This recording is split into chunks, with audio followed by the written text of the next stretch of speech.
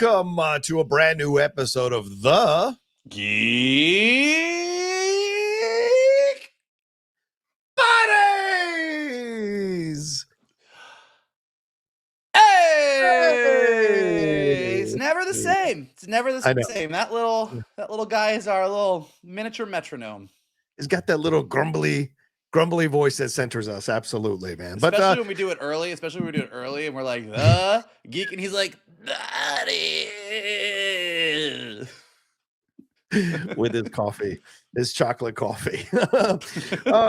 Well, welcome everybody to this special episode here that we're doing early in the week. So much news dropped over the last few days that we thought it would be time to jump into it because we are going to have our regular show obviously later on this week, but we wanted to jump in early. Sadly, unfortunately, Shannon McClung cannot join us because he's doing his other job here, but Michael had time today. I had time today. So we're jumping on to talk about a few subjects that are happening here in the world of geekdom. Thank you so much for joining us. Please remember to follow us, subscribe down below, follow Michael and me on our social medias and Shannon McClung as well. Just want to throw that out before we jump into it. So, Michael, checking in with you. How are you feeling after the weekend? It's the beginning of the week. Are you where are you at right now as you're looking at the world before we dive into these stories? Because I know people like to hear about how you're doing on our show. People like to hear. People like the update. I'm good. I actually spent the weekend watching Oscar-nominated movies. I caught up on Severance season 2, which Johnny cannot weigh in on.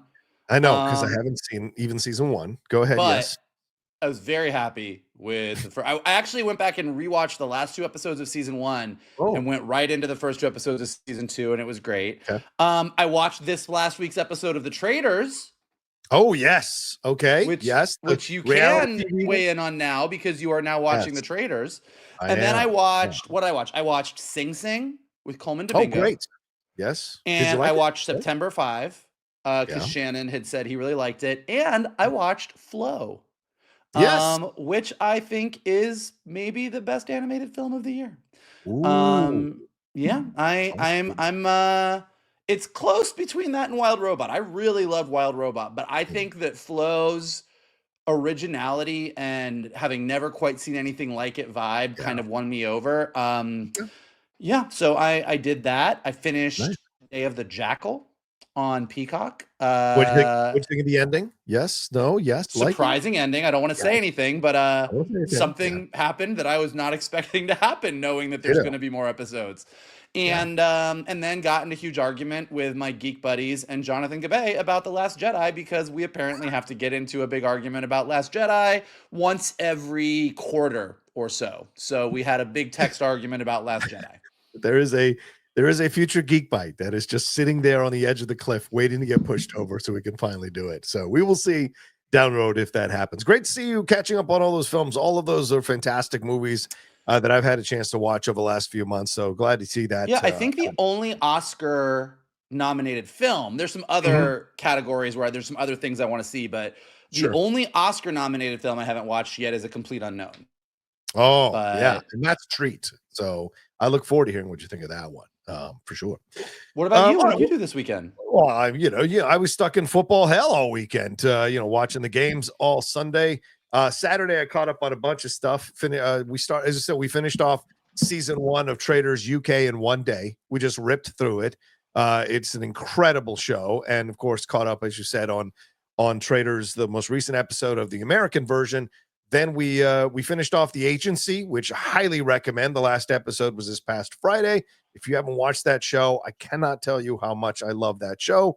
Definitely watch it. A lot of interesting twists and turns and a shocking moment in that finale. What else did we see? Was there anything else? I think that's pretty much it. We just filled our days with that kind of stuff. Yeah. Now let me ask you, because this came up this weekend. There was a giant debate. Now you tore through all of Traitors UK season 1. Season 1, yes. And then you're caught up on this season of Traitors US. And now US is reality stars. UK Traitors is right. Well, I think season 1 of US was like a mixture of regular people in reality, but season 2 and season 3 is like all reality stars. And then UK is all regular people. Yes. So how do you, without spoiling anything, like how did you feel about watching the regular people in the Traitors versus the reality stars that we're watching on the US version this season? I think the real people carry stakes much more than the reality. But what helps with the reality side is that I already know these people. So Right. I'm invested in a way of like, I'm going to watch this car crash, right? Whereas with the real people, they're like well, you don't say real, but like regular people there in the UK one, it is more a matter of like you feel so connected to these people that you're living and breathing by their mistakes, by their analysis, and by their betrayal, like the pain on their faces from the betrayal. That's the thing for me. Like, I like both. Yeah, I enjoy the reality. I enjoy Alan Cumming and all of his just ridiculously gay outfits. But the UK version, more than the stakes, is that they get so that they're being lied to in a game where I'm gonna lie to you. And when you go to those breakfasts and they start screaming at each other, I'm like, I am here for that drama. But I love it all. Traitors is the reality show that knocked RuPaul's Drag Race out of the, RuPaul's Drag Race had won, like, I forget how many years, but that was like the Emmy go for reality TV, RuPaul's Drag Race, and Traitors is the first thing to knock it out, and I think deservedly so. Yeah, I 100% agree. If you guys haven't caught up on that or watched it, it's there on Peacock or on NBC. I don't know how they screen it, but I know we watch it on Peacock. So if you've got that. All right. So speaking of people being too dramatic, what are we talking about today? Yeah, let's jump into it. This is going to be a fun little show here. We're jumping into basically 3 sections. Normally we have 4, but this will be 3 sections. We're going to get into some trailers initially, then get into some Star Wars news, and then we're really going to spend the bulk of the episode talking about Marvel news that dropped here over the last few days here. But let's start with this one, Michael. This is the Superman teaser trailer that dropped, or 30-second TV spot, whatever you want to say, that dropped during the NFL games over the weekend. There was also a Sinners TV spot. We're going to talk about the Sinners full trailer dropped in a little bit. But this was the one that dropped here. We got to see more, a little bit more of Superman. A lot of the footage was similar to what we'd seen before. Then we got to see Lex Luthor and Ultraman coming out of this massive ship.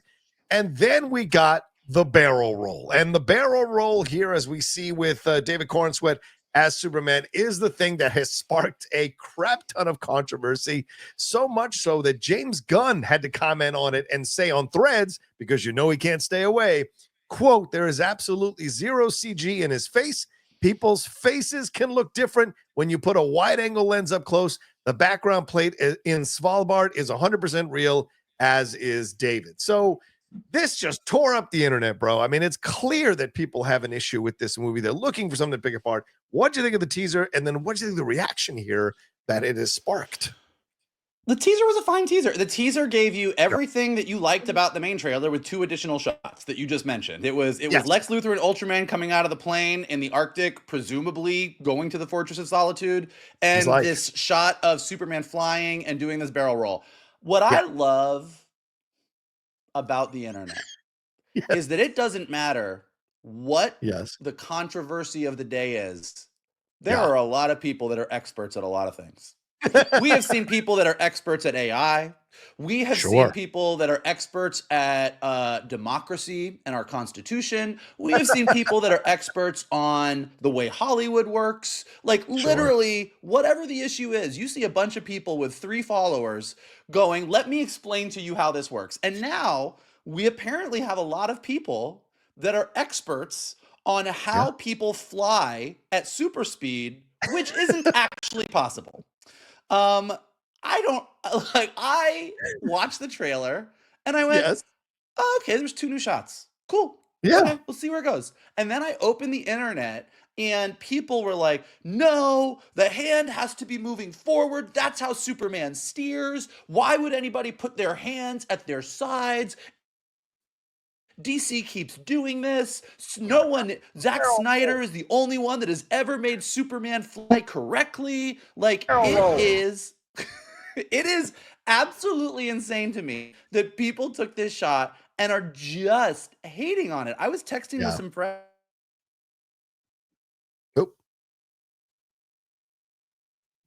And everyone's just kind of like, why does everybody hate this movie so much it hasn't even come out? Like, like this movie, whether the movie is good or not, which we won't know until July, James Gunn has taken a little bit of Richard Donner, a little bit of Zack Snyder, a Yeah. little bit of Silver Age. Like, this movie is clearly an amalgam of all the things that people say they like. Like, if you are a Richard Donner fan of Superman, Yeah. um, there's a lot to love about this trailer. But if you love Man of Steel and you loved what Zack Snyder did, there's definitely vibes of that in this as Yeah. well. Like, I just really look, the movie might not be good.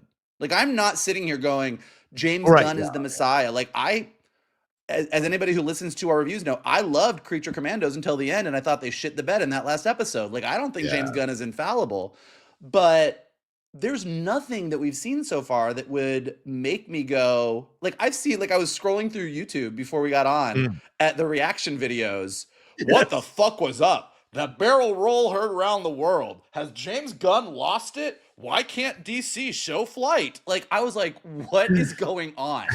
What's happening? With the thumbnails that are like this.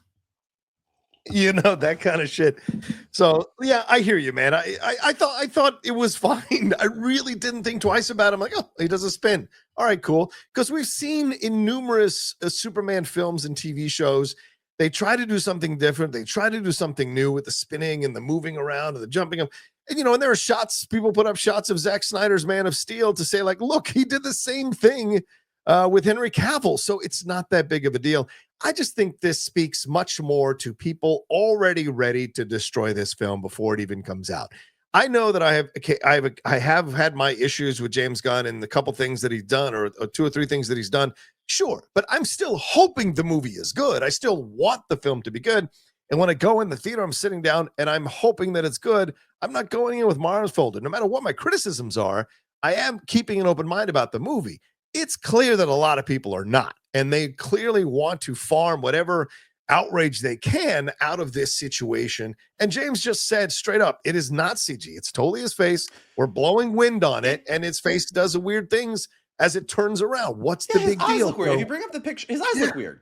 Like, his eyes look weird. Like, it's fine. Like, you look at the trailer, like the eyes look a little bit off, but not in like I went back and rewatched it, and I'm like, yeah, I guess his face looks a little bit something, but yeah, that's just the shot. I don't know. I think you're right. I think we sort of reached this point, and I think it's just, I don't know if it's the fault of our politics. I don't know if it's the fault of social media in general. I don't know what it is, but it does seem like, and geek culture has definitely gotten to this point where people know that if you choose, it doesn't even matter forget like the thing is coming out, a new Star Wars show is coming out, a new Marvel show is coming out. You can choose to be, I'm pro Marvel. And no matter what, you know what, guys, just give Secret Invasion a chance. Like, they were trying to do something different, and you're going to get a bunch of people that are like, yeah.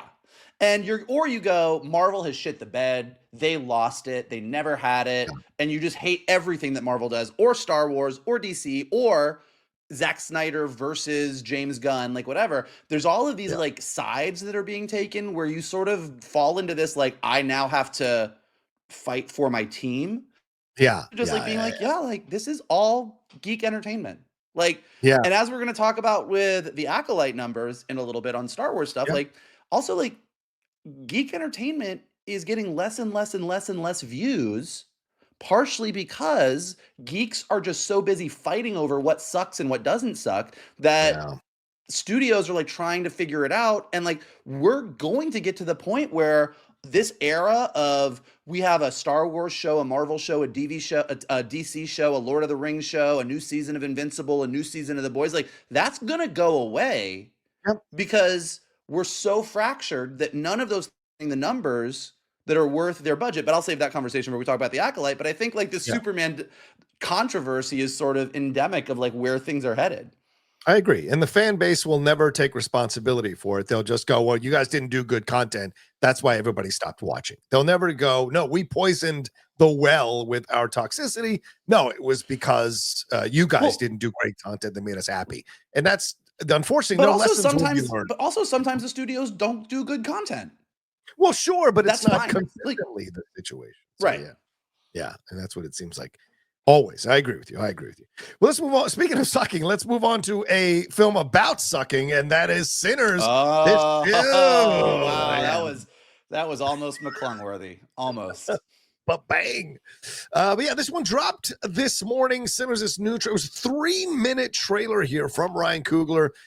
This film starring Michael B. Jordan as twin brothers going back home. This is after, it seems like it's in the early 19th century. It seems like, 20th century, and after Civil War here in the South. Wunmi Musaka's in this. Delroy Lindo is in this. Miles Catton, Lee Jun Lee, Jack O'Connell, and Haley Steinfeld. Coogler described this thing as genre fluid, not gender fluid. Don't get me in trouble. There are vampires in the film, but it's really about a lot more than just that. It's one of many elements, and I think we're going to surprise people with it. And Mike, certainly they leaned into the vampire stuff here.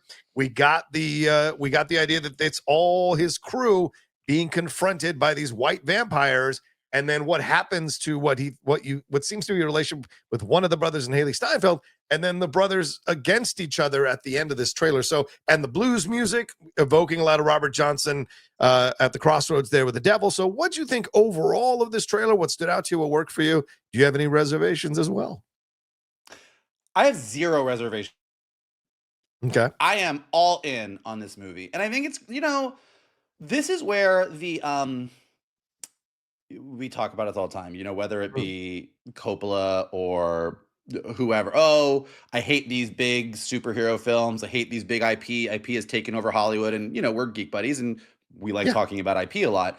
But this Ryan Coogler is the example of how things should really work to me. Yeah. Like, this is a guy who did a small movie and then got to do the spiritual sequel / soft reboot of Rocky with Creed.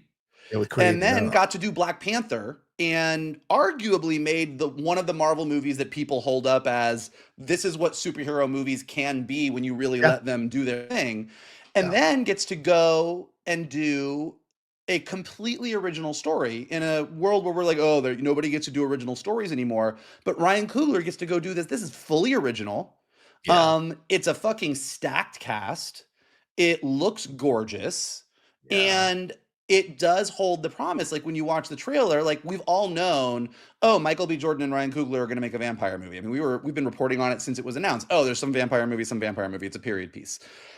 But when you watch the trailer, you really do get that this feels like a lot more than that. I mean, this really does feel like it falls into that Jordan Peele category of horror that also has some kind of like cultural relevance, or is really kind of making a statement on the Black experience, the experience in America during that time. But it looks great. I mean, great vampire action, moody, creepy. And then ending any trailer with Delroy Lindo saying he shat his pants is you're really going for it. You're going for it, and I'm here for it. Yeah, this is the thing that stood out to me about the trailer. First of all, the visuals were incredible. My reaction is up on the channel if people want to watch it. The cinematography of it was stellar, just incredible. As you said, the mood of it was really coursing throughout the whole movie. There are almost no shots in the daylight. There's a couple at the beginning, but the most of it is at night. The idea of music is a really big deal. Blues music, the way they're pushing through the fire, the building that's on fire, and them looking at it. And then we get into the vampires. And by the way, Jack O'Connell getting a chance to really, shall I say, sink his teeth into a role this meaty as the villain and the antagonist. Okay, fine. I'll save that for later. But I like this idea of giving him a little bit of center stage here as the antagonist of the film versus Michael B. Jordan's the two twins there. I like that element to it. And then Haley Steinfeld throwing that in, an interracial romance in the Deep South at that time. Oh my God, what does that lead to? And then when the turn happens, and yeah, some people have already complained that they're showing too much and you've seen all this stuff. I get that. I understand that. But I trust that Ryan didn't do that on purpose. Like, I trust that he did it on purpose. Right. So he didn't screw anybody over. You get that? Like, it definitely feels like there's two specific things that I'm not going to say. Yeah. I mean, if you want to watch a trailer, go watch a trailer. If you want to be not spoiled, don't be spoiled. But there's two specific things in like the last 10, 20 seconds of that trailer that I was like, oh, I'm surprised they showed that. With Ryan Coogler, I do kind of go, okay, well, then maybe those aren't going to be the big twists we think they are, and there's other twists to come. Like, we'll see. Exactly. But of course, clearly there's a cultural commentary about white people coming in here to destroy a black community, to suck the blood out of a black community. Certainly that's an element of it, using music. And of course, a lot of people have talked about how country music and bluegrass music is influenced by black music initially, which country music people don't want to necessarily concede. And certainly the Beyonce controversy last year was brought that up again as a battle point. So there's elements of that here, but it's the supernatural. I mean, seeing that pillar of fire in the water, is this demons? Is this angels? Is this much more than just vampires? And is there possibly werewolves in this? Because you see the black woman at the beginning who's singing, she is crawling across the stage almost like a wolf. And then when we see Haley Steinfeld and one of the Jordan brothers there, or the twins, having a moment, we hear this growl. Now, that could be a vampire growl. It also could be a werewolf growl. So there might be so much more to this than we think. But Ryan's made it clear that it's a supernatural film that has vampires in it. It's not a vampire film. So that makes me excited from what we saw. I also just love the Ryan Coogler, Michael B. Jordan bestie relationship. Like, these two work well together. Like, they work real well together. And so, you know, getting to work with two Michael B. Jordans, it's like, is it going to be twice the return? I hope so. But it looks good. I'm into it. Absolutely. I agree as well. Well, let's wrap up this trailer section with one final quick one, and that's with Alien Earth. We didn't get too much here, Michael. About 30 seconds, 35 seconds. About 10, 15 seconds of it from the aliens' point of view. And then we see as we pull out from the ship that this ship is careening into Earth. So what did you think of the 30 to 40 new seconds that we got here? Does this make you even more excited, or did it just kind of was like, okay, fine, I'm in? It was a cool teaser idea. Okay. Like, let's just show this like aliens, like the face hugger's perspective as it's like, you know, scrambling through the ship and then pulling out and seeing the ship is going to crash on Earth. Like, you get, I mean, we already got the name of the show makes it pretty clear, but the chief get it. This is crashing. I see what's happening. I'm excited. I'm curious. I mean, the thing about aliens coming to Earth is it's everything that we love about a zombie apocalypse story on Earth, but with face-hugging, chest-busting aliens instead of zombies. And so that sounds really, really cool, but it also sounds really big and epic and expensive because those things you would think would just like spread like wildfire. So I'm excited about the concept, but how do you keep that contained for a TV budget, even if it's like an expensive TV show? How do you keep that contained? And if it's contained, is it as compelling? So there's still a lot of questions about what the show really is, but I'm definitely excited. I mean, I love Alien. I'm glad that we're living in an era where we're getting more alien entertainment, period. So the fact that Alien Romulus did well enough that we're going to get another Alien movie, Alien TV series on Hulu, like I'm good. I'm good. That and the Predator movies, and like we're good. I'm set. Yeah, all of a sudden, these two franchises that had been kind of in trouble, all of a sudden look reborn. So with Prey and the Alien, with the Predator and the Alien franchises. So I'm excited about that as well. Yeah, I liked it for what it was, for the teaser trailer, what it was. Let's get to a bigger story. Let's get to it. And it's coming out, of course, in a few months in the summer. So we will see. All right, let's move on to the Star Wars news here, Michael. This is some stuff that's been happening here. We know that this film is coming, the Mandalorian and Grogu movie, which is a reworking of the 4th season of the Disney Plus series. Now, some new story details have emerged about the film through Bespin Bulletin, which go into more details about Jeremy Allen White's character, Rotta the Hutt. Of course, previously we saw him as a child in Star Wars: The Clone Wars, as you remember, Mike. But apparently he is returning here, and he is said to be quite buff. The outlet says the reason for this is that Rotta will be a gladiator in the movie, will have scars on his face from the fights he's been involved in over the years. He'll also wield a weapon known as a, quote, vibroblade vibro sword, and the character is set to be unlike any Hutt in the Star Wars live-action series. Also, the brother and sister Hutts who appeared in Book of Boba Fett are going to make a potential appearance. And of course, they laid claim to Jabba's territory at that time until they left. The new report indicates that the two Hutts want to take Rotta out, maybe to make sure they solidify their power in the Hutt Empire. And Din Djarin is hired separately by the New Republic to capture Rotta. So this seems to be why Jeremy Allen White said yes to taking on a role like this because it is clearly going to be a very big role and a central part of the film. But your thoughts on a buff Hutt? Your thoughts here, Michael? I just don't know that a buff Hutt is something anybody asked for. I'm just even trying to work out the physics of a buff Hutt. Yeah. Like I really like, I don't know. It is a big TBD for me. The thing that makes me the most concerned about all of this is the very first thing you said, which is a reworking of season 4.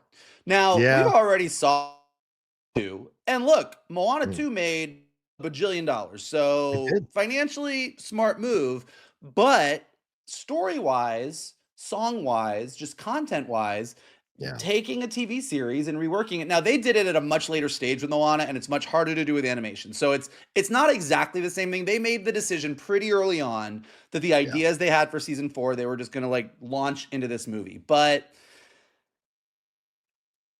it still has this feeling to me of like, is this going to be a movie-worthy adventure? Yeah. Is this going to be like everything that you just listed? I've been a rewatch of a lot of old Clone Wars episodes with some friends, and and like, look, the Clone Wars is great. And if you told me in Clone Wars that there was going to be a battle between Hutts and that this brother and sister Hutt were going to lay claim to Jabba's territory, but Jabba's son Rhoda was now a gladiator in the rings and was going to fight back to get his territory, and it was causing complete havoc in the Outer Rim. So the New Republic was like, hey, you got to go fix this. Who can we call? Oh, let me call this guy Din Djarin. That all sounds cool. Like if you're a Star Wars nerd, you're like, okay, that all broadly feels like a story that could exist. I just don't, is it a movie thing? And I think the real thing that's lacking in this, and again, this is all rumors, so it's not Lucasfilm's part, but like, I think what a lot of people found frustrating about there's a lot of things to season 3 of The Mandalorian, but I think the biggest thing is what The Mandalorian is Lone Wolf and Cub. Yes. That's what The Mandalorian is. Right. And Lone Wolf, and that means that the story is about Din Djarin and Grogu. Right. Like their relationship. What is this unique relationship? This bounty hunter who found this child, and that changed him forever, and this child will be forever changed by being raised by a Mandalorian bounty hunter. Right. And so season 1 and season 2 were really all about that, culminating with Din Djarin giving Grogu away to Luke. But season 3 starting, even though we got 2 episodes in Boba Fett, which confused everybody, and the whole, like, it was just kind of a mess to begin with. But the relationship between Din Djarin and Grogu did feel like it got a little lost in the Mandalore and the waters of Mandalore and the this and the that. Like it just felt like that got a little lost. So I think if you're going to do a Mandalorian and Grogu movie, the thing that has to be the most key here is how does this relationship of Din Djarin and Grogu move forward? Yeah. And if this turns into, here's a big epic story in the Star Wars universe, it's all about the Hutts, and it's explaining how the New Republic is trying to tame the Outer Rim, which is inherently untamable, and so they send in this Mandalorian, and Grogu is just along for the ride, being really cute so that we can sell a bunch of Grogu dolls. That's going to be really disappointing. Somehow, this entire story really ties into, I'm raising a little Mandalorian Jedi who is fully unique in the galaxy, and there's nobody else quite like him. And how does this story move that along? That'll be good. But everything I'm hearing, it's like, oh, here's one of the other bounty hunters. Here's the bad guy. It's Rotta the Hutt. He's fucking jacked. It's like, you know, like there's so many pieces to this. But the piece that I'm not hearing is why is this a big epic story that I have to see on the big screen? I know that Zeb is going to be in it. I'm going to see some of my Rebels friends. Like there's a lot that as a Star Wars nerd, I'm like, this is all the fun stuff, but this is all the icing, and I don't really know what the cake is yet. That's a great point. Actually, it's a really great point, because as we said at the beginning, or as I read the description here, this is clearly shoving in all these characters that they were going to slowly roll out through season 4. So you're like, how do we limit the amount of time that we have to introduce them and get to what we want to get to here in the story? So that's an interesting point of view here, that we haven't quite got the reason for why this is a theatrical feature. And look, they don't have to give us a reason. They're a studio. They can do whatever the hell they want. That's for sure. But to get people excited about this, there's got to be something more beyond just Mandalorian and Grogu coming together. What's the really big story that you're trying to tell? Because there is a legacy of Star Wars feature films having a larger story to tell overall. Even if the attempts don't necessarily nail it, that's certainly what their point of view is. And so to come in with something that just feels like a glorified episode, I think is a little bit of an insult to the overall approach to feature films that Star Wars had in the past. So hopefully there is something more to come from this. I like the idea of a buff. I guess you got to, because Jeremy's in fantastic shape. It's going to be interesting to see how they work that. And what's the overall look? Is it practical effects? Is it going to be CGI? What is the look of him? That's another question that I have on all of Wait this. a minute. How do you even think that there's practical effects? I don't know. I'm saying I don't know. He would look like Pizza the Hut in Spaceballs if you did practical effects. Like, come on, get out of here. I just want to see a Gold's Gym, but it's like, a Hutt's Gym or whatever on a little T-shirt on him for over. I don't know. We'll see. Of course. I think look. I think the Clone Wars comparison is apt. Like what Clone Wars did that was the best thing. Like one of the best. I mean, it did a lot of really good things. That's why people love it so much. But what the animated series did is it took all these corners of the Star Wars universe and developed full stories. I mean, it's where the Pikes really became the Pikes. Like it's like all of these things that now get used in the live action stuff. A lot of that came, Ahsoka, most obviously, bringing Thrawn back. So when you look at as a political nerd who knows more about Star Wars history than he knows about world history, the New Republic is destined to fail. And it's because Empire was horrible, but as people said about Germany, the trains ran on time. The Empire ran the galaxy with an iron fist that was horrible and people suffered.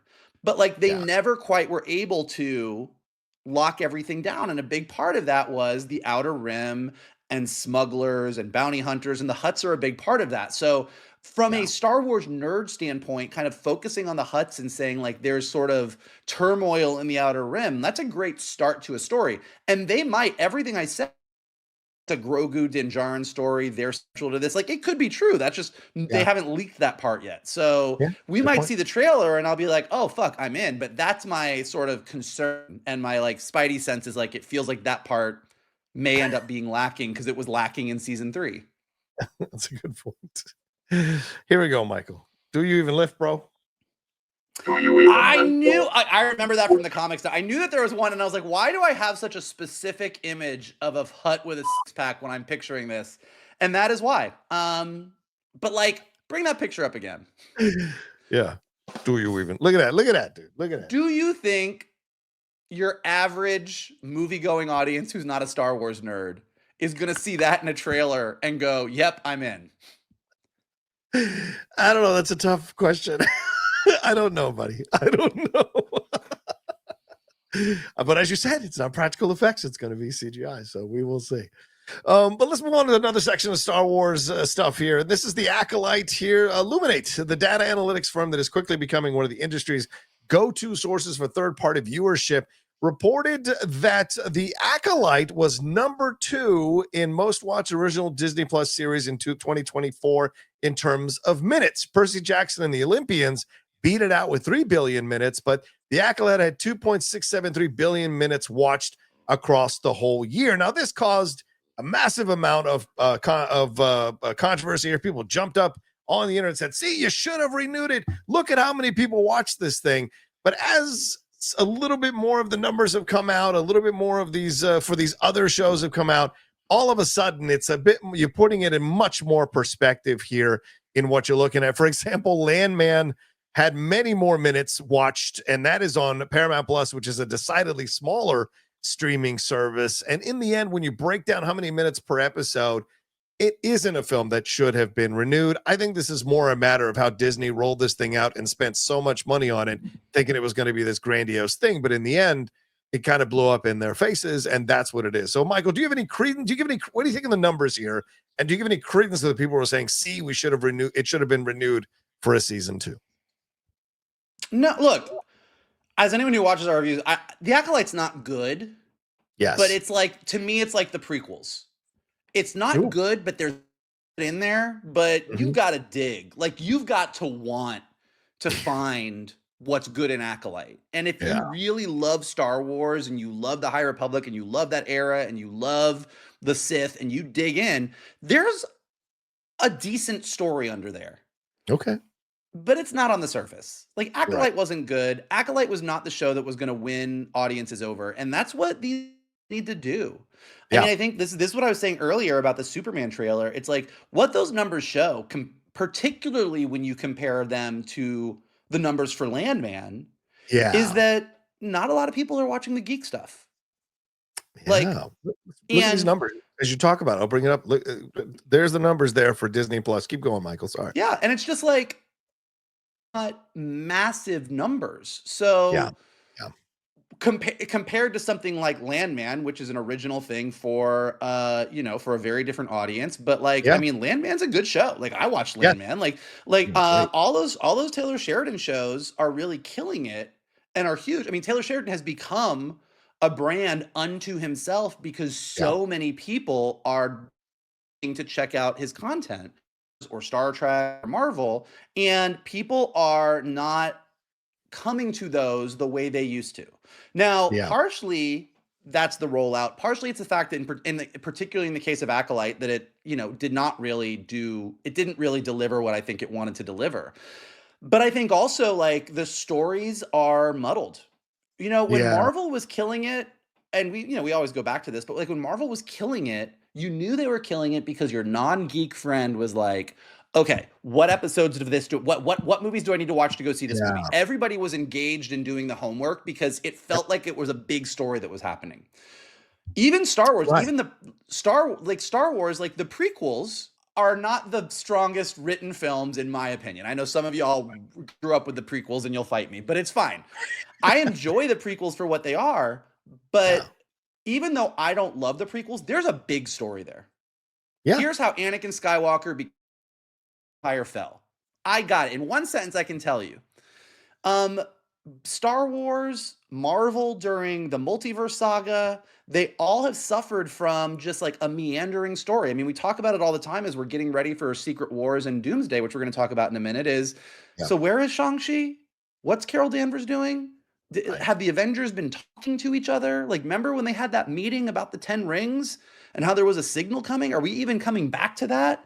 So you lose your audience. Star Wars, hey, we've got a show about Andor that's going to lead to Rogue One. Okay, cool. Yeah. Acolyte is 100 years before Phantom Menace. Okay. Ahsoka takes place 5 years after Return of the Jedi, the same time as Mandalorian. Okay, well, what's the Rey movie? Well, the Rey movie is after Rise of Skywalker, but the Mangold movie is the beginning of the Jedi, but Right. the Sean Levy movie is its own thing that has nothing to do with anything else. It just takes place in the Star Wars galaxy. Cool. I'm a nerd. I know where every single one, I can Right. put all of that on a timeline, but Yep. your average audience can't. So who is Star Wars even telling stories for? Like, here's what it is. And I think Marvel right now is just like, let's go out with a bang on the multiverse saga as best as we can. And then, like, clean slate. Let's get everybody back on board. And Star Wars needs to do the same thing. So I think across the board, like, those numbers it's what I said. Like, if those numbers keep going the way they go, and Taylor Sheridan's numbers keep going the way they go, and other shows that are about regular people living in the regular world, living their regular lives, continue to do better, the era of massive geek entertainment goes away. Yeah, I mean, when you look at Landman, they accumulated more minutes watched in the first 4 weeks of release than the Acolyte did all year. And you might argue, oh, well, the total number of minutes might be slightly higher for Landman, but it's still kind of shocking that a Star Wars show wasn't hitting bigger numbers than Landman. Hell, bigger numbers than Percy Jackson. Like, what are we talking about here? This is Star Wars. So that tells you, for the people who are like using this to say like it should have been renewed, I find that to be the same people who are crowing about the Marvels, it was undone.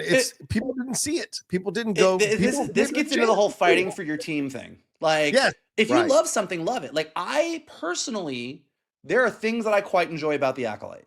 Yeah, sure. But I can watch the Acolyte with a critical eye and go, yeah, I see why this didn't do it, guys. Yeah. Percy Jackson, I think some of the acting in Percy Jackson is pretty horrible, if I'm going to be honest with you. But I watched every single one of those episodes, and it's like, yeah, kid finds out he's a demigod, wants to know who his dad is, goes on a journey, Greek mythology in modern day. I get it. It's very clear. So I think Star Wars, Marvel, like they're losing the messaging, and James Gunn should be looking at this because we talk about it a lot, but you're like, all right, so Creature Commandos is the animated show that launched the thing, but it's a new universe, and then Superman is coming out, but the Penguin and the Batman movie are not in that universe, but we have another Batman movie that's going to be in that universe, and you're like, yeah, no, you're going to lose your audience. Yeah. This is the lesson, is like it always is to me, the second that any of our non-geek friends text us. Yeah. So what do I need to know about this? What's the story about this? I know. All right, they're doing something right. Yeah. Or right now with Star Wars, what I normally get is, I fucking can't stand Star Wars. Right, and that's what I'm getting. Or you get that text, which lets you know where they stand on that, for sure. Well, let's leave the world of Star Wars behind, the galaxy far, far away. Let's move into the Marvel universe, still under the Disney tent, but let's move into the Marvel universe here. According to Daniel Rickman, that's Daniel RPK, my brother out there in the scoop world, he said that the Russo brothers might not be done with the MCU after the 2 Avengers movies that they've got coming up here with Doomsday and Secret Wars. Instead, quote, they've already signed a deal to oversee additional projects, including Marvel Studios' X-Men reboot. Whether they'll direct any of these remains to be seen, though. I mean, it wouldn't be surprised if they did. But now they're moving on to do the X-Men. So let's just get that part of the story out there and have a conversation about it, Michael. Clearly, this may be the reason why the Russos really came back. Not only a chance to maybe right the ship and tell a good Avengers 2-part story like they did with Infinity War and Endgame, but also the promise of launching the X-Men. Feige's getting launched Fantastic Four with Shackman, and clearly here is the X-Men. So this is an exciting prospect. Do you buy it? Do you believe it? Do you like it? What are your thoughts on this? My first thought is that picture that you just posted of the Russo brothers made them look like German DJs.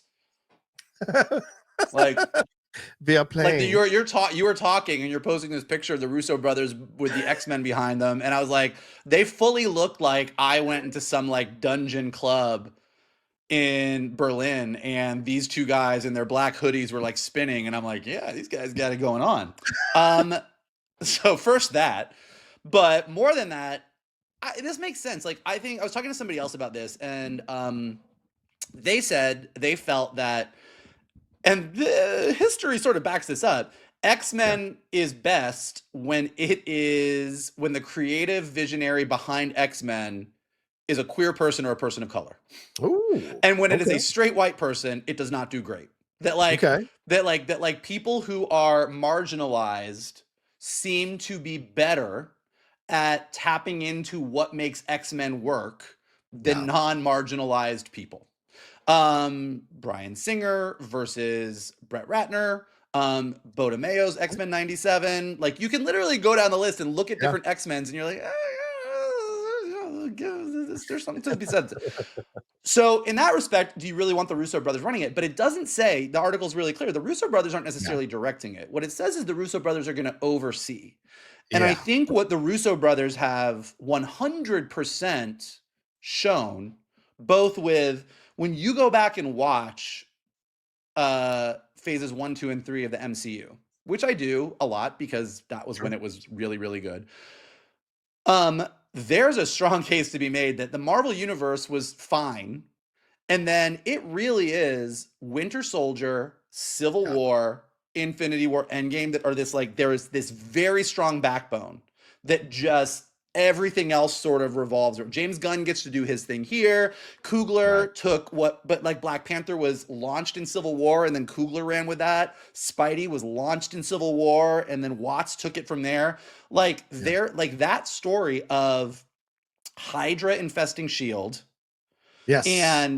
And then Cap being like, fuck this. And then Joss Whedon does Age of Ultron, where they're sort of picking up the pieces of that. And then Civil War is Cap training these new Avengers, but then breaking the Avengers apart so that the Avengers are broken apart when Thanos shows up. Like, there is this case to be made that they really laid the big picture. big thing that all these other great creative directors and writers could come and play around in. And was lacking in phases 4 and 5 was that there was some ideas, but like as I was just saying, you sort of had Shang-Chi over here and a post-credit sequence about the 10 rings, and then this over here, and then what's happening in TV, and then Bucky and Sam had an adventure, but then that kind of ended, and we didn't hear from Sam again until February of 2025, and so it just didn't. And what they even are doing now, allegedly, is they came back in on Brave New World and Thunderbolts and Fantastic Four and said, okay, but like tweak this, add this, have this person say this. I think that we need the Thunderbolts to end here. And so they're moving a couple pieces around to sort of set the stage as best they can for Doomsday and Secret Wars. So it makes sense that they came in and everybody was like, oh shit, this is what we're missing. Do you guys want to stay around once we sort of soft reboot our entire universe and help us go, okay, we now have all of the Avengers and all the characters in TV that we've introduced, plus we have all of the X-Men, and we need to get that moving. And I am sure the next Endgame Secret Wars is going to be Avengers versus X-Men. Yes. So 100%. how do we move all of these pieces around? And the Russo brothers have figuring that out. Yeah. Like you said, Michael, I think it's a great point. Like when you go back to those phases, people forget how we were all like, how are they going to bring all these people together? How are they going to do event? Of course, Joss Whedon did it initially, but then those massive fight scenes in Civil War, bringing in even more characters, and the way the Russos did it by staying in contact with the directors of those particular arms of the Marvel Universe and those franchises, say, okay, this is what I want to do with your character. Are you cool with this? Let us improving Captain Marvel, I would argue. So there was so much that they were able to do. So to put them in charge of the X-Men, what's been the big thing with the X-Men is that it feels a bit like spotty. So you have at least one person who's in charge, or one duo who's in charge of it, overseeing it, having a clear vision of what they want to do. And as you said, leading to Avengers versus X-Men. And since they intimately know the Avengers, it makes sense that they would also be able to put together a fantastic film down the road. And maybe that's their goodbye to the Marvel universe is Avengers versus X-Men, all leading to that point. So I like this idea. I think it's smart. Yeah. They have a great track record with Marvel. And I think people should be excited that they're going to be in charge of the X-Men universe, selecting the right X-Men, possibly selecting the right directors. They didn't say in charge. Like they're overseeing. Overseeing we'll see. Don't you think? We'll see how much. We'll see. Like that, I'm just saying we don't know. I mean, like it does seem like they're going to stick around. Like most of the rumors seem to all lean towards they're sticking around. How much they're involved? Are they directing some of these movies? Are they going to step in to do this? Are they just going to go direct their own stuff that they want to work on, but kind of be part of that We'll see. Yeah, I agree. We'll see. Now, what about the other arm of this? RDJ is apparently sticking around past the two Avengers movies. Do you think that is tied into the Russo brothers overseeing the X-Men stuff? Do you think that's connected here? Yeah, I mean, we talked about this a little bit on last week's episode, I think. But I think that if the Russo brothers are sticking around and if everybody is really excited about the Secret Wars story they're telling, and if they got to the end of what they think Secret Wars is going to be, and they went, shit, this Tony Stark variant that is our Victor Von Doom is pretty compelling, and we feel like there's more here. Should we continue on? Great. If they're just like, hey, we don't want to lose Robert Downey Jr. again, we feel like that's why Phase 4 wasn't good, let's give them a bunch of money and figure it out, bad. But if there's a story reason, and we won't all know because we have no idea what this is going to be, but when if we all go see Doomsday and we're like, holy shit, they did it. This is awesome. Like, this is holy. Like, I always use the example because it's the first thing that popped into my mind. And there's other things that would be good about this, but it's like, I want that moment, if they give me a moment like everyone's fighting this guy with a mask, and then Peter Parker is swinging in on him and he takes his face off and Peter Parker sees Tony Stark and loses his, there are things that are compelling about this idea. And if they tap into that, it could be really good. And we might be excited about this continuing on as opposed to sitting with our arms folded and being like, what the fuck is this? So TBD. All right, we will see. A couple of things connected to the X-Men side of these things. We broke on the hot mic. Jeff Snyder did that. Sadie Sink was being looked at to be Jean Grey, but now reports over the last few days have popped up saying that Olivia Cooke from House of the Dragon might be, and Ready Player One might be looked at as Jean Grey. What do you think is behind this? Do you think this is the battle? I mean, Olivia's 31 years old. Sadie is 22. Is this maybe that she might be Moira McTaggart or Rogue, or do you think she's really Olivia Cooke being lined up to be Jean Grey? And what are your thoughts on Ayo Edebiri and Cynthia Erivo and a couple of other Black actresses being named as possibly Storm? What are your thoughts on all this stuff? I love Olivia Cooke. I think she is a fantastic actress. I think she's one of my favorite parts about House of the Dragon, but sure, I think she's a little too old to kick off a big franchise like the X-Men, and I also think Sadie Sink literally looks exactly like what Jean Grey should like. When I look at the two of them, you look at them and you're like, Sadie Sink is Jean Grey. Yeah, like she just is. Like that's just, to me, that's the thing. Now Olivia Cooke is amazing, and like to your point, there are dozens of places that you could fit her in to the X-Men part of the MCU, and I would be more than happy to have her. Similarly, Cynthia Erivo, like Storm is a little bit different. Like Storm, I feel like you could go a bit older and you're fine. Also, listen, I am gay, and Cynthia Erivo defied gravity about 3,000 times in my AirPods in the past month. So I am more than happy for her to continue to defy gravity in the MCU. But I also think Ayo Edebiri is amazing. So either one of them would be great as far as I'm concerned. It's going to be interesting.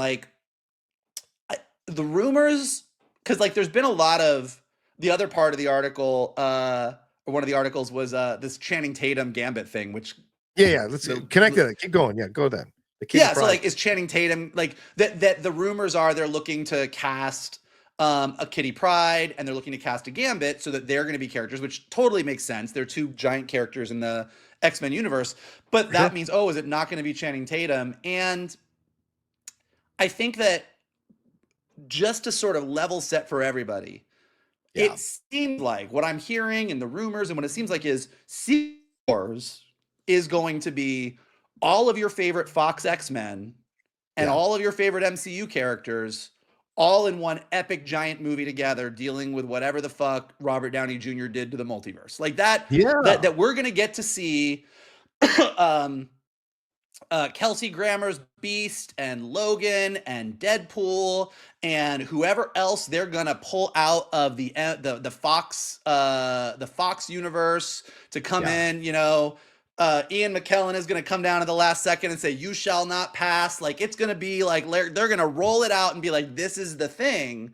And then at the end of Secret Wars, when they sort of reboot the multiverse, it's going to allow them to sort of say goodbye to all those characters. And what we're going to get for MCU's X-Men are all new X-Men, with the possible exception of Hugh Jackman, who might literally play Wolverine until he's 189 years old. They might not let, him and Ryan Reynolds are the two that you're we're going to reboot the entire universe and we're going to recast all the X-Men. We do have these two guys that gave us $1 billion movie, and maybe we don't want to let go of them, so we'll see. But I think that for most parts of it, even if they had Channing Tatum show up in Secret Wars, which I hope to God they do not, would still get a new Gambit in the actual MCU X-Men that's going to be coming post all of that stuff. If only Justin Baldoni had negotiated playing Gambit in this whole situation going on. Justin Baldoni can just go stop releasing his voice memos is what he can do. Let's just let him go deal with his own shit. Hey Kevin, it's Justin. I know it's 2 a.m., but I love 2 a.m. I really just want to be in your space. Can I just be in your space? But yeah, I think it's going to be interesting to see, because in a lot of ways, it felt like Deadpool and Wolverine was kind of the goodbye to the Fox universe. But all rumors point towards Secret Wars is it's the and also just the post, again, in phases 4, 5, and 6, post-credit sequences are kind of is it? But the fact that Monica Rambeau is in a the Fox universe right now Yeah. with a variant of her mom and Kelsey Grammer looking like she's in the X-Men. Yeah. Kind of leads towards that's what the Marvels was ultimately setting up so that we can get to Secret Wars or Doomsday or Secret Wars, and Monica Rambeau comes flying through a gap with the X-Men and says, guys, let me explain to you what you've been missing out on. So we'll see. Okay, we'll see. One last thing I want to bring up here. Anthony Mackie was interviewed recently talking about the Captain America, or you were on the precipice of this coming out. Michael, we're only days away from this coming out. And he said, I think it's just as important for black kids to see a black Captain America as it is for white kids. Growing up, my favorite hero was Green. It wasn't about race or anything. It was about him being a good guy trying to do the right thing. It's very important for kids of all races to be able to watch and have someone to look up to no matter what they look like, and see that that package comes with a good human being as opposed to what they've been perceived as by everyone else. I love these comments. I think they don't skew one way or another. I think they walk the line really well of saying, like, we need to see heroes of all kinds so that all kinds of people can feel an ownership of it or a strength with it. And of course, on the heels of T'Challa, looks like he's going to be recast. You have a black Captain America coming in, and it seems like that's what he's aiming for in this movie, is just showcasing that, you know, this is a strong situation for him and what he can do here in this particular film. Like, what do you think of these comments? You like these comments? What's your feeling on these comments? Yeah, I like these comments. Yeah. You know, I think that it seems like the movie is going to be more about Sam dealing with the fact that he's not Steve Rogers than dealing with Sam's race. And I think that, you know, Falcon and Winter Soldier really touched on the race stuff. I feel like, you know, a lot of people feel like they could have done more with that, but they definitely sort of touched on it there. And it'll be interesting to see, but I think that he's right. I mean, like, I think that seeing characters like Black Panther, seeing characters like Sam as Captain America, seeing wishing we saw more of Don Cheadle as as War Machine. Like, I think seeing those characters in the Marvel universe, I think seeing Carol Danvers and Wanda Maximoff and like all these people, and like coming up, you know, seeing Jean Grey, hopefully seeing Bishop, hopefully seeing all these other characters, seeing Storm. Like, I think it is important to see those characters, not just for people of their. It's the same reason that seeing queer heroes is great for straight people. Like, the more that we sort of say, hey, look at all of these different heroes and everybody can be those things, because he's right. I mean, look, as a queer person growing up, my favorite superheroes were Luke Skywalker and Superman, and you know, like, I had the heroes that I liked Leonardo because he was the leader of the Ninja Turtles, but I didn't have any queer heroes. I just had to be like, oh, these are the ones that are the closest to me. So I think he's right that the more that we have out there, the better. Yeah, I agree. Someday we'll have more Latino heroes on the Marvel and DC side very soon. I know we had America Chavez come in on the DC side, Blue Beetle. We've got Spider-Man 2099 in the animated side with the Spider-Verse stuff. So, but hopefully there'll be more coming down the road for that connection, as well as because we've seen recently how strong of a voting block and how strong of a societal block Latinos are in this country. So I'm looking forward to seeing more of that as well. But I loved Sam's comments because I think they walk the line of moving past race. What did he say? It's not about race or anything. It's about being a good person, right? So we're evolving in this conversation, I think, that we've been having in the world of superheroes and geekdom, past like representation. Now it's about let's make sure the representation is good, and let's make sure that we're not just making everything about race. It's about being a good person no matter where you come from, because we've seen good and bad in all races, all ethnicities, all genders, all sexual identity groups. We've seen that. So let's move past that to a point where we're really focusing on being a good person. And I like that evolution. So I like his comments here. All right. Anything more to say, Michael, as we wrap up here, this special episode of the Geek Buddies? No, it's a lot to talk about. We got even more later this week. There's a lot of geek stuff. Yeah, there is a lot of geek stuff for sure. And 2025 is going to be chock full of geek stuff. So certainly we'll be around to cover all of it. So thank you all so much for joining us for this particular episode of the Geek Buddies. We appreciate it madly. Please remember to wait, what does it say? Please remember to, no, you say that. So go ahead, Michael. What do we got to tell our people who are listening or watching us right now? you just ran right out of there. The steam just left the engine. You were like, all right. If you would like to follow us, you can do so on Twitter at geek_buddies, on Instagram at _geek_buddies. If you would like to follow Mr. Roca Says, you can do so with me at MKToon. If you could smash that like button below, subscribe to Johnny's Outlaw Nation page, check out all the amazing content he's got there. Leave your comments below. What do you think about Marvel? What do you think about Star Wars? What do you think about Superman and barrel rolls? Let us know, because we are all experts on how people fly. Let us know in the comments below what you think about that. If you are listening to us on the podcast, leave us some stars and comments so we go up in the rankings. And as always, the best thing you can do is retweet this video, post it on your socials, send it to your friends, and tell them to hang out with your buddies, the Geek Buddies. There you go. Thank you all so much. And we'll talk to you later on this week with some more geeky goodness here on the Geek